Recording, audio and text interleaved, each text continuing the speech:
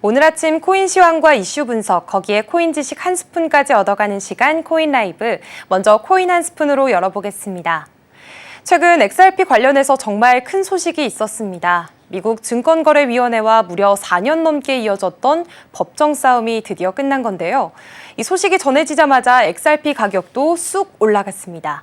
그래서 오늘은요, 리플은 왜 이렇게 오래 소송을 벌였던 건지 이 궁금증부터 시작해서 도대체 코인이 증권이냐 아니냐를 두고 왜 이런 논쟁이 벌어지는지 이와 관련된 여러 이야기들을 차근차근 풀어드리겠습니다. 먼저 리플과 SEC가 왜 그렇게 오랜 시간 법정에서 다투게 됐는지 그 과정을 시간 순으로 한번 정리해 보겠습니다. 시작은 2020년 12월이었습니다.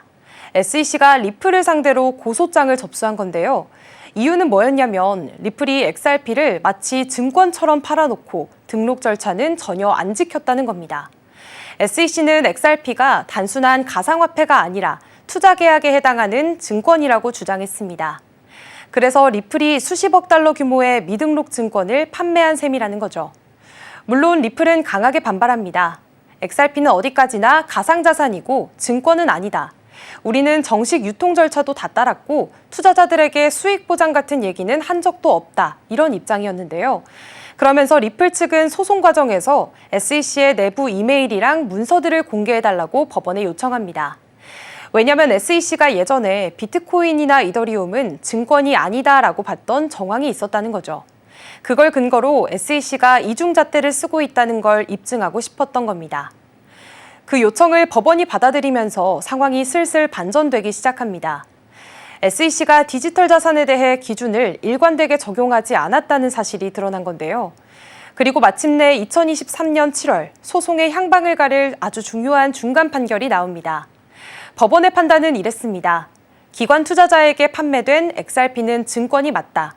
그런데 일반 투자자들에게, 즉 거래소를 통해 판매된 XRP는 증권이 아니다. SEC 입장에서는 반쪽짜리 승소였지만 시장에선 이걸 사실상 리플의 승리로 받아들였고요. XRP 가격은 한때 바로 급등하게 됐습니다. 그리고 지난주 2025년 5월에 리플과 SEC가 최종적으로 합의를 하게 됩니다. 리플이 내기로 한 벌금은 5천만 달러, 그리고 SEC가 기존에 받아갔던 1억 2,500만 달러 중 7,500만 달러는 리플에 다시 돌려주기로 했습니다. 이렇게 되면서 XRP는 이제 미국 내에서 자유롭게 유통될 수 있는 길이 열린 셈이죠. 자, 이제 그럼 궁금해지죠. XRP 말고도 SEC가 증권이라고 판단한 코인들 또 뭐가 있을까요? 대표적으로는 에이다, 솔라나, 폴리곤, 파일코인 등이 있습니다. 이외에도 정말 다양하게 있는데요. SEC는 이 코인들에 대해 이렇게 말합니다. 투자자들이 수익을 기대하고 있고 그 수익은 해당 프로젝트 팀의 노력에 따라 발생하는 구조다. 그러니까 이건 투자 계약, 즉 증권에 해당한다라는 입장입니다. 바로 여기서 중요한 기준이 하나 등장합니다. 혹시 하위 테스트라고 들어보셨나요? 이건 무려 1946년 미국 대법원 판례에서 나온 개념입니다. 기준은 아주 단순하지만 핵심적인데요. 첫째, 자금이 투자되고, 둘째, 그 자금이 공동사업에 들어가며, 셋째, 수익은 타인의 노력에 의해 발생하는 구조일 것. 이 세 가지 조건이 모두 충족되면 미국에서는 그걸 증권으로 본다는 겁니다. 즉, 내가 코인에 투자만 하고 가만히 있어도 그 프로젝트 팀이 열심히 일해서 수익이 나길 기대하게 되는 구조라면 SEC는 그걸 증권이라고 판단하는 거죠. 근데 이 하위 테스트는 지금으로부터 80년도 훨씬 더 된 기준입니다. 그래서 요즘 같은 디지털 자산 시대에 이게 과연 제대로 맞는 기준이냐 하는 비판이 계속 나오고 있는데요. 그렇다고 해서 아직까지 이걸 완전히 대체할 새로운 기준은 없다는 게 현실입니다. 자, 그렇다면 우리나라는 이 문제를 어떻게 보고 있을까요? 의외일 수도 있지만 우리나라는 미국보다 기준이 더 엄격합니다. 미국처럼 하위 테스트를 쓰는 게 아니라 우리는 자본시장법을 기준으로 증권성을 판단합니다. 여기선 단순히 수익이 날 것 같다는 기대만으로는 부족하고요. 그 수익에 대해 계약적인 권리, 다시 말해 얼마의 수익을 보장하겠다는 구체적인 약속이 있어야 비로소 증권으로 간주됩니다.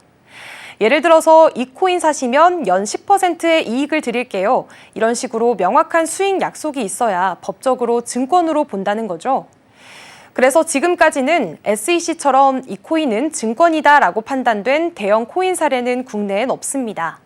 다만 2024년부터는 가상자산 이용자 보호법이 시행되면서 국내에서도 관련 규제가 조금씩 구체화되고 있고요. 2025년 하반기에는 2단계 규제안도 준비 중이라고 합니다. 자, 이렇게 오늘은 리플과 SEC의 소송 이야기를 시작으로 코인의 증권성 논쟁까지 쭉 한번 살펴봤습니다. 이 문제는 단순히 법적인 해석에 그치는 게 아니라 앞으로 암호화폐 시장 전체의 방향을 바꿔놓을 수도 있는 굉장히 중요한 이슈이기 때문에 우리 투자자 입장에서도 계속 눈여겨볼 필요가 있겠습니다.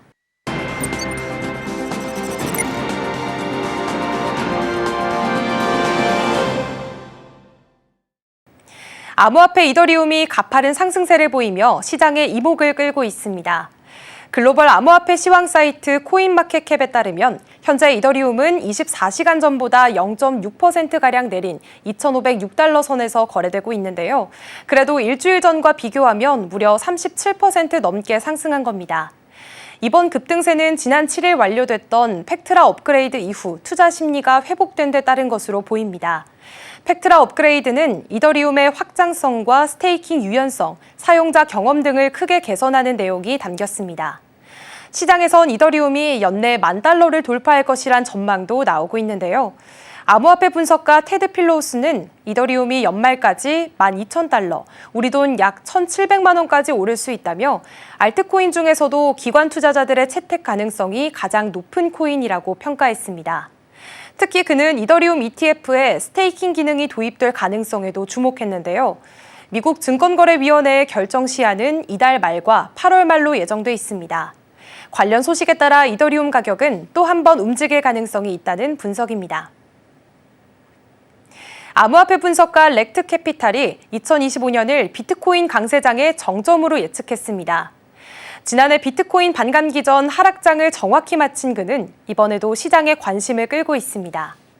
11일 데일리 오들에 따르면 렉트 캐피탈은 X를 통해 비트코인의 새로운 4년 주기가 시작됐다며 2025년이 강세장 정점이 될 것이라고 전망했습니다. 이어 2026년은 하락장, 2027년은 바닥을 다지는 시기가 될 것이라고 덧붙였는데요. 그는 비트코인이 15만 달러에서 최대 20만 달러까지 도달할 수 있다고 내다보며 이번 사이클은 단 한 번의 기회라고 강조했습니다. 특히 이번 주기는 재축적과 하락 이탈 구간이 반복되는 구조라는 점도 짚었습니다.